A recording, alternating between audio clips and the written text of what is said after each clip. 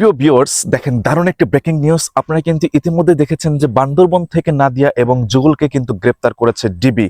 এবং যেভাবে গ্রেপ্তার করেছে আপনারা কিন্তু অবশ্যই ভিডিওগুলো ভাইরাল হয়েছে, ভিডিওতে দেখেছেন যে আমাদের বাংলাদেশে যারা পূর্ণগাফী যে ভিডিওগুলো বানায়, তো যে ভিডিওগুলো দেখে সাধারণ মানুষ যারা রয়েছে তারা কিন্তু অনেক ধরনের ক্ষতিগ্রস্তর ভিতরে পড়ে যেত, তাদের কিন্তু আজকে গতকালকে ডিবি তাদের তদন্ত করে তাদের কিন্তু গ্রেপ্তার করেছেন। তা আপনারা যে পিকগুলো এখানে দেখতেছেন, দেখেন ইনি হচ্ছে নাদিয়া, ইনি হচ্ছে যুগল।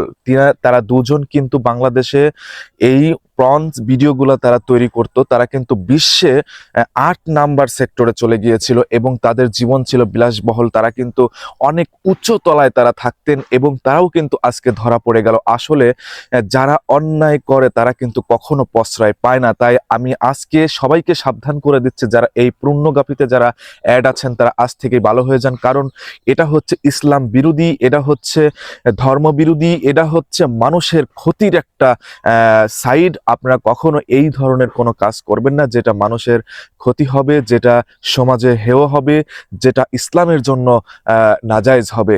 সবাইকে ধন্যবাদ।